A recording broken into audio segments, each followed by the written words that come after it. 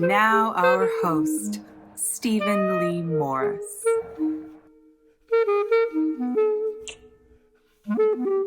LaDarrion Williams grew up in a small town outside Birmingham, Alabama, where sports, football and basketball in particular, were the part of the faith of the region. He was not interested in sports. He was actually interested in the theater and specifically in becoming a playwright. It's not surprising that LaDarrion worked his way to Los Angeles, and he's here with us today to talk about the difficulties, or I should say the challenges of becoming a writer in Los Angeles, of finding one's tribe, and how to overcome those challenges by forming a support group and taking the bull by the horns, so to speak. LaDarrion Williams, welcome to Animal Farm. Thank you. Thank you for having me. LaDarrion, you are a playwright who grew up in a small town outside of Birmingham, Alabama. Mm-hmm. And that is completely an incongruous idea. Tell us about that, what it was like growing up and why you chose to become first an artist in general and a playwright in particular. Yeah, I mean, growing up in the South is it's kind of like how you see in the movies, but kind of not. It's a very, compared to LA or New York or any other big city, it's very slow. It's very sports driven, because I grew up in the heart of college football. You had University of Alabama, you had Auburn University, you had all these colleges who are very, very heavy in sports.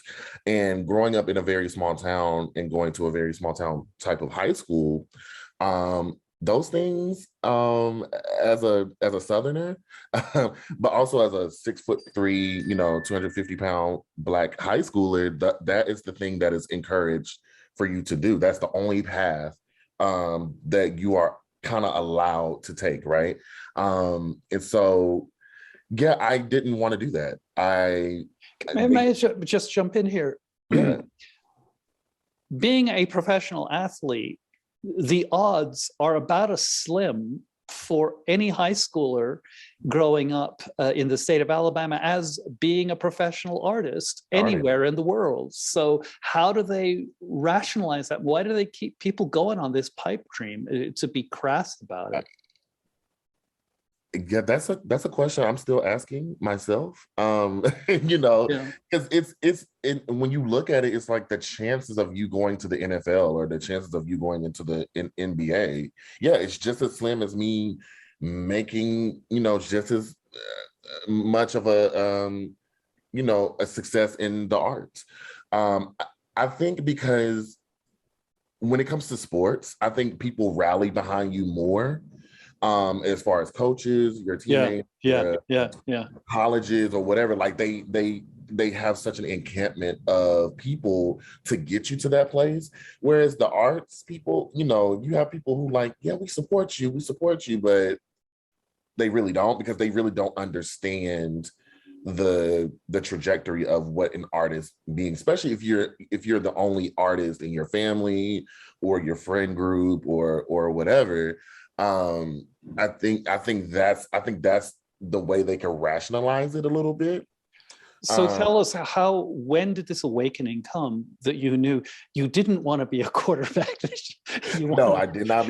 I think they were trying to get me to be a defensive lineman. I don't even know the mechanics of football or basketball. I was 17 years old. You're big. They wanted you to be football cannon fodder or something. Yes, exactly. Yeah. And that just wasn't going to happen. But yeah, I was 17 years old. I was actually in school suspension. We called it ISD. I got in trouble. All right. Okay, good. Let's hear it. What did you do? I don't even remember. I think I was like on my phone or something like that. Like never do that. Never. Yeah, like something very petty like that. And one of the teachers in there, like, I got done with my homework early because you got to be in there the whole day, and she was like, well, you got to do something. You can't just sit here. So she was like, you either read a newspaper, because you have to read like the current events of what's happening in the newspaper at that time, or read a book or something. And I was like, okay, I'll just read a book. And so she handed me like a play called A Raisin in the Sun, I heard it's a famous play. And I read it, and I don't know, I just fell in love with the characters Walter Lee and Beneatha and Ruth. And I don't know, I read it, and then I got done with it, and I was like, well, I'm gonna reread it again. And to my knowledge, that was a play. I was like, oh, this is what a play looks like. Okay, cool. I want to write something like this. You know, I've always been kind of like a writer, creative person, but I just never really actively pursued it until I was 17.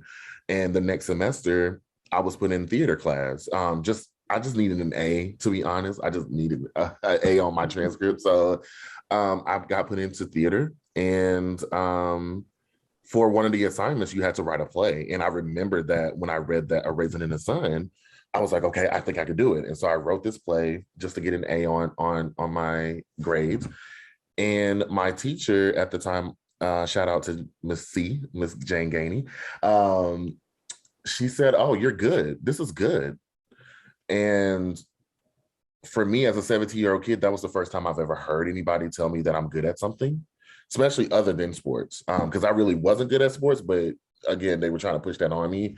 And so she was like, I think you're a playwright. I really do think you're a playwright, and also an actor, because I was acting. And so we submitted it to a competition for like high schoolers, you know, like in the state of Alabama, they have like these thespian conferences, they have like Trumbauer, like these competitions that high schoolers get to go to. I went. We did an acting category, and I did a playwriting category, and we got pushed on to state in the acting category. I was like, oh wow, I guess I'm an actor now too. And then also my play that I wrote for class won the first place in the state of Alabama for playwriting at the thespian conference. And winning that award, I just realized this is what I want to do for the rest of my life, is to be a playwright, to be a theater artist. Mm-hmm. And Mm-hmm. I hit the ground running ever since. So when did you come to, when and what, well, first, why, and then when did you come to Los Angeles? Why did you not, if you want to be a playwright, why did you not go to Chicago or New York? Or Yeah, well, you know, after graduating, because I didn't know, again, it wasn't really encouraged, and also like the necessary tools. I think that's a lot of things that if you do want to be a theater artist, or if you do have an artist in your family, I think that is you have to have the conversations with your teenagers who are on the precipice of graduating, because I didn't know about like acting schools or playwriting schools. I didn't know about Yale or Carnegie Mellon and all of that. I you know, and also application fees, that separates a lot of people. Yep. Yeah, you know, I grew up with a single mother. Like, she couldn't afford all these $100, $60 application fees to these schools. And also that was my first kind of like my first iteration to like, oh, you're a poor Black kid from the South, because you cannot afford $60,000 tuition every year for acting conservatories or playwriting class or playwriting degrees or whatever from these top schools. So I had to take a year off, which, you know, I was very depressed about it. I really wanted to go to college at that time. So I went to a small private arts Christian college in Tennessee, and I was a theater major and an English writing major there. And, you know, there wasn't really a lot of opportunities for Black people of color in that department. What time, what year was this? So I started in 2012. Because I graduated high school in 2011. So I took that kind of like that year off, and I started school that fall of 2012. Okay. And I was there for 2012, 2013, and 2014. And there was, you know, I auditioned for 11 college plays. I only got one role, and that was a slave in Big River, the Huckleberry Finn story. Gotta love that play. And, you know, there was a time I was like, I'm spending too much money coming to the school. I'm stressed about tuition. I was like, I can't keep doing this. I want to write plays, and I want to be an actor.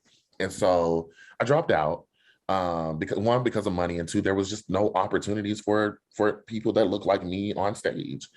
And I went back home, and I was just very depressed, and I was very sad. I quit writing. I did a little bit of acting here and there, but I just figured like, well, I'm just gonna work and just just live and maybe get married, have kids, and settle down at 20, at the age of 20, 21, which is very common in the South. And when I was working at Taco Bell, and I was just like, you know what, if I don't get out of here, I'm not going to make it. Which is, that's some real ish, So I got paid. We got direct deposit like at 12, and I was working the drive-through. I was mad. I was just like, you know what are the prices to LA? Like, what are plane tickets? I've never been out of the South. I've never been on a plane before. And so I looked up the plane ticket, and there was a one-way plane ticket for $181. And I had just gotten paid on my direct deposit. And I was just like, you know what? I'm going to do it. I'm going to move to LA. And so I bought the plane ticket, and nobody, believed me. And until I showed them the plane ticket. But because I wanted to move to LA, is because I also wanted to write television. I wanted to be a TV writer. I wanted to be in television, but also a playwright. So I had to choose between New York or LA. And I'm gonna be honest, the winters in New York, oh, I'm good. I hate cold weather. And I don't know, I thought LA was a theater town as well. I knew it was a movie business, of course, but I was like, maybe they do have theater out there. I see a whole bunch of theaters. And so, yeah, I bought my plane ticket. And this was what year you came? 2015, May. So it's going to be seven years next month, actually. Okay. Yeah, I got on a plane. I packed up 3 suitcases in a dream, and I came out here by myself. I had no family. I had no friends out here, really. And yeah, I kind of hit the ground running ever since then. Of course, you kind of get acclimated your first year. But in that time, I was trying to produce my own plays. I was auditioning. And I just felt like, well, there's not really people on TV screen that kind of look like me. So I don't know. Still, yeah. Yeah, like, I don't know if this is I don't know, LaDarrion, I don't know if this is gonna work. And so I was like, you know what, let me develop myself as a TV writer, as a screenwriter. Over the next few years. And I've done that. And then when I realized it felt like it was impossible to get into. And so, in 2017, something clicked. I don't know what it was. I watched this video of Ava DuVernay, and she said something that was very poignant to me that kind of like just made me jump up and just say, okay. She said that you don't need to ask permission to do your art.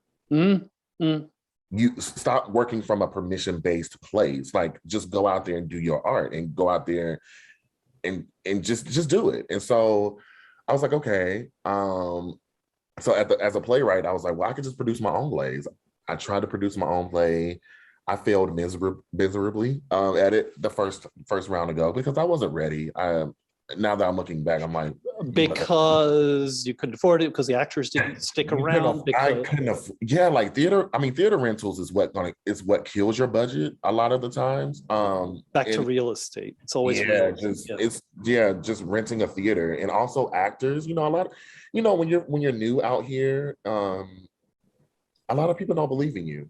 You have to prove yourself, which is something I've been doing ever since I was in college and high school. I had to prove myself because, again, it wasn't normal for people that look like me to do theater, to be an artist. So within that, I did a couple of stage readings here and there, trying to build up my name. I was submitting to theaters for years. Ever since 2017, I was submitting to playwriting competitions, theaters, and all I was hearing was no. Your story's not right for us right now. Isn't it interesting that in a high school in Alabama, you won the state competition for playwright, and yet you get out and you submit to legit playwriting contests, and the door just keeps getting the very same play. I was submitting to it. I was submitting to everywhere. I was submitting to the O'Neill, to the Lark, to every theater that I could think of. Like, I had like this website where it was like, I was submitting. I was just sending my plays out to everywhere. And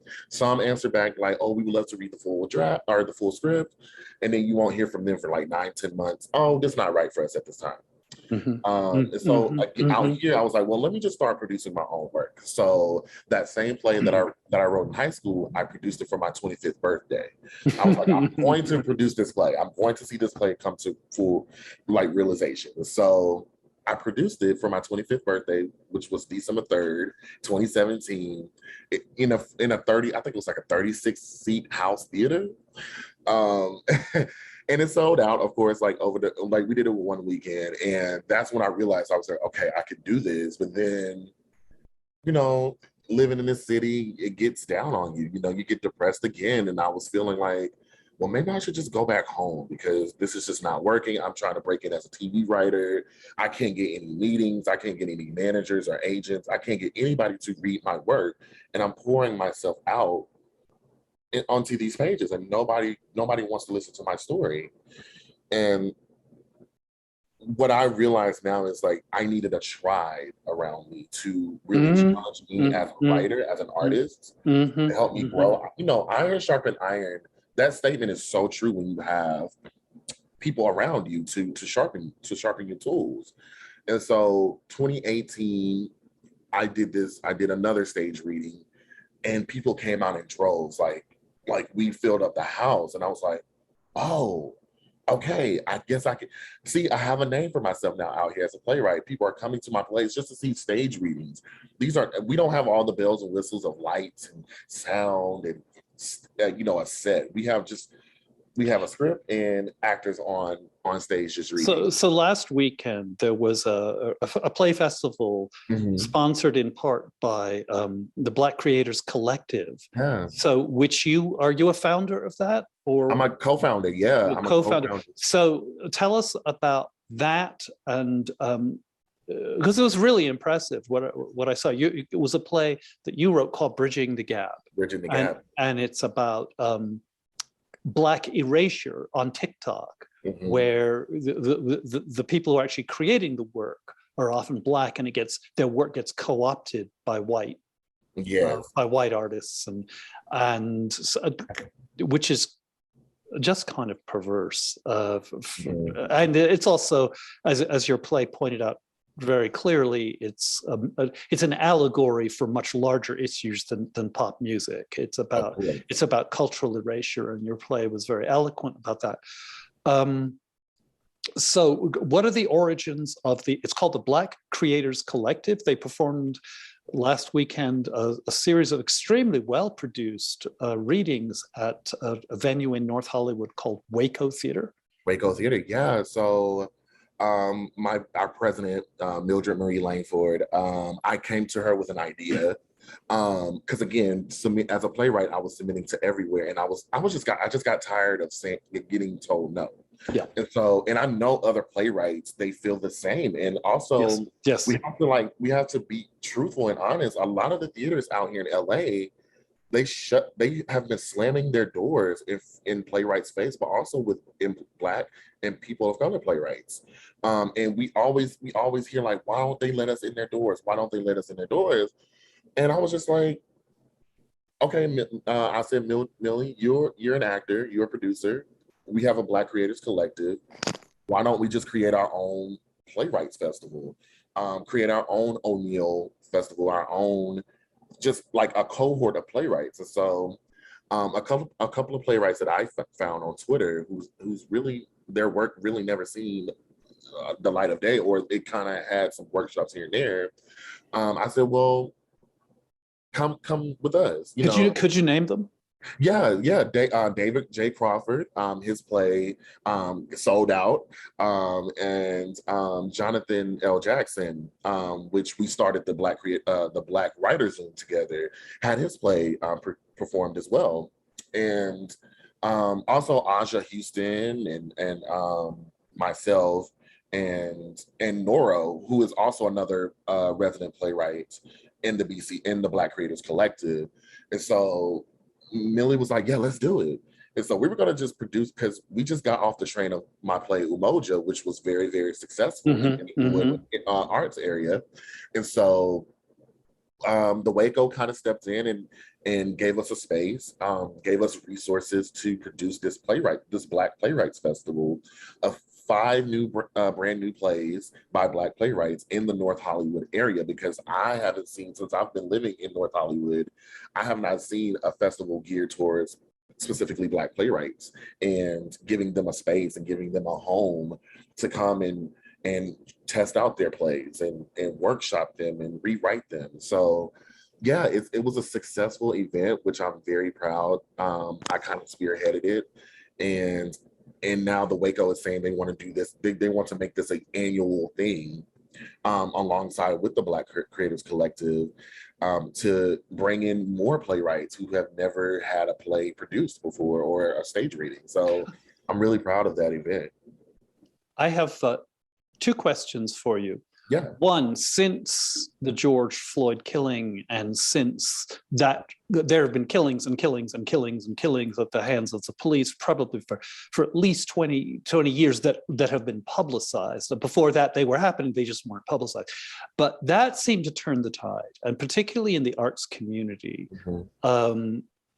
Suddenly, at least as an observer, as a journalist, I am seeing a whole lot more plays being written and performed by all kinds of just a variety of people who are non-white. Is this a mirage? Is this an illusion, or do you think there is actually more opportunity now for people of color? I'm a Sagittarius, so I do want to be optimistic, and I do want to be hopeful. I think with some theaters and producing entities, there's well intentions there. For me, I think, well, what is the intentionality behind these plays? Because there is a lot of conversations about Black trauma being put on stages or on screens to make white audiences feel comfortable. And that's where I got to step back and say, did you say comfortable or uncomfortable? Comfortable. Mm-hmm. They make them comfortable. And that's, for me as an artist, as a playwright, I have to step back and say, that's not what I'm doing, and that's not what I'm going to do. Because yes, this has been happening for years, and these stories are very, very important to tell. They are. And I'm not saying they're not, but for me as a playwright, I have to go against the grain. I want to see stories, yes, being produced by Black playwrights, POCs, other minorities be produced, but I don't want them to be produced because of what happened. And because yes. Yeah, I don't want them to be produced because it's built, because again, it's built off of the backs and the pain of Black people or brown people or whoever who has been marginalized by police. But then again, it's a catch-22. Now, yes, we are getting more plays produced, more writers being discovered. There was this whole thing on Twitter right after it happened. Read Black writers, read Black writers. A lot of Black writers got staffed on TV shows. They got their plays produced. They got their books published because of it. But for me and mine, I have to go against the grain, and I have to make sure I'm telling the stories truthfully, because it's not about excluding white people. It's not about making sometimes it is about making them uncomfortable, because this is our reality. I just want to mention a play that's currently playing at the Road Theater, which addresses exactly what you're talking about. It's called The Play You Want, and it's up at the Road Theater Company, and it's a satire about a Latino writer who wants to write truthfully, and his play gets turned into every Latino cliche, and it's really funny and painful, and that it has, again, if the purpose of art is to tell the truth, it's the identity politics are actually standing in the way of telling the truth because of, as what you put very eloquently, is the white comfort level. So I mean, again, it's, you want to be hopeful and you want to be optimistic about it, but it's, again, the way I write and the truth that the experiences that I've gone through in my life, especially coming from the South, it's not always going to be comfortable. It's going to be up in your face. It's going to be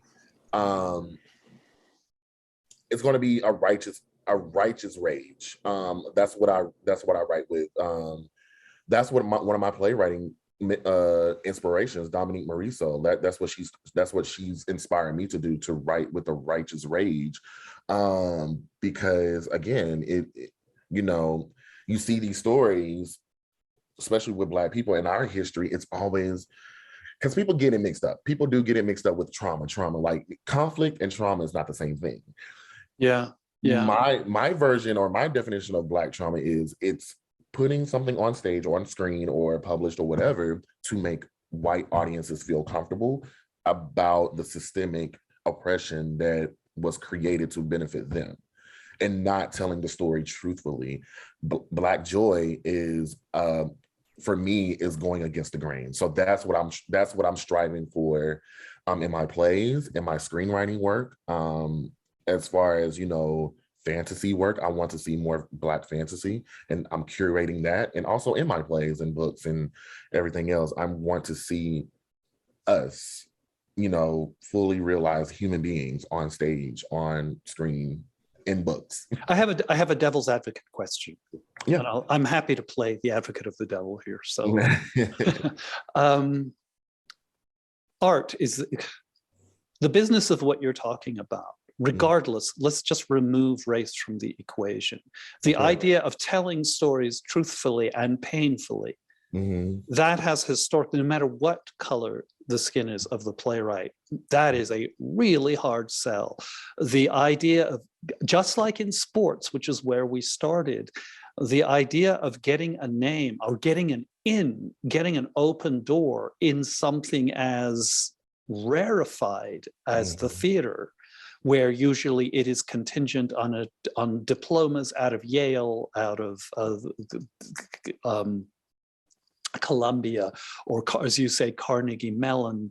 That itself, no matter what, I can point to probably 10 white writers who would hear your story and go and totally identify, going, that's what I've gone through too. That's exactly what I've gone through, though for different reasons. Their reasons, your reasons is a kind of systemic racism that is compounding the already extant difficulties of just breaking into the arts, as it is in breaking into the sport. There are many talented athletes who do not get that break and do not get into the NFL and not get into the NBA for very similar kind of reasons. Sometimes it's just fickle. These are rarefied, we would say almost, they are elite forms, and to be able to express your point of view to a mass of people and have a following is tough, though I don't want to confuse that with a false equivalency. I think that is wrong. You cannot diminish the impact of how the system has worked to contain whatever rare privilege may exist for white people, and by rare I mean just numerically, not systemically. That said, when you spoke at this play festival, when you had your play Bridging the Gap, it was extremely appealing of what you just said here about the idea. You kind of said, F it, I'm going to form my own tribe and I'm going to put the work out there. And that probably is the key to the kingdom. And just with a closing question, that's really all there is. That's all you can do, especially if you were trying to do something as subversive as speak the truth. How effective, do you have confidence that that's enough to get the word out? That trickles through in rare cases when you form your tribe. There's an English playwright, Alan Ayckbourn, one of the most successful commercial players. He couldn't get his plays done. He formed his own theater company and he put on all of his plays, which is exactly the model that you're talking about. And he was recognized. Do you now, in the year 2022, when you came here, in 2018, 2017? 2015. Do you have confidence that this is real and this is a possibility, or is it another mirage? I'm on both sides. I do think this is real because I have seen my cohorts who came up with me, whose playwriting dreams have come true, or whose dreams in general just come true. And I think what needs to be talked about is when you are doing your own thing, the support is so important. Because what kind of support? I mean, we got to be real, financial, but also just showing up. Like I tell writers on Twitter all the time, a simple retweet, which is sharing your tweet, which is sharing another artist's tweet, liking or commenting, which is free, by the way. You just never know what opportunities that's going to bring. I try to retweet a indie filmmaker's film tweet, or like a campaign to raise money, because you just never know. I made a tweet one time and I got money to make a short film one time because people want to support. And if you can't financially support, sometimes it's just showing up. Like, theater is supposed to be seen by everybody, right? And I understand, like, with financial constrictions, not everybody can go out and afford a $70, $100 ticket. Yep. So my family back home in Alabama, I was like, you can't come see my plays, but can you at least sponsor a ticket for somebody to come see it, because they really want to come out and support this play, but they can't. They literally cannot afford it. So let's get them in there, because let's get rid of the block of classism and people who can't afford theater, and bring everybody in. That is what true diversity for me means. Having everybody come into the theater, Black, white, poor, rich, whoever, like, just coming into the theater to experience the story.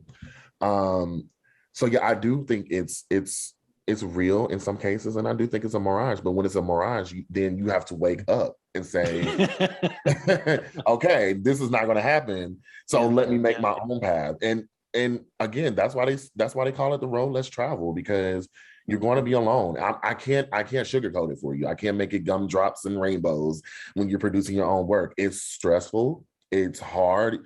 You're going to probably be in the back of the theater crying your eyes out, but when you see it come to life, and when you see people standing outside and coming up to you and saying, "Wow, this story impacted me this way," or your play made me feel this way, it's worth it. But again, the journey to it's going to be rocky. People are going to quit on you. They're not going to believe in you, and that's okay. That's okay. You can't be mad at them, because everybody got their own journey, and you just have to keep pressing on. And that's what I've been doing for 7 years. Of course, I want my plays to be produced in the biggest houses, but what woke me up, what that mirage had to be dissipated, was when you sitting here waiting 9, 10, 11 months for this one yes, this maybe, that 9 and 10 months, you could have been doing stage readings. You could have been doing table reads. You could have been networking. And this is what I tell a lot of people too. Issa Rae said it best, who is the creator of Insecure. She said, stop trying to network up, network around.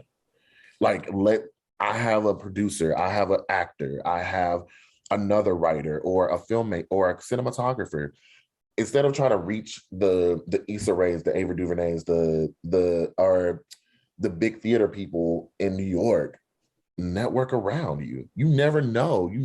There's probably a student in college right now who wants to produce the biggest play and has the resources to do it, but nobody's giving them a chance. Or you never know another actor who just needs that one yes before they move back home.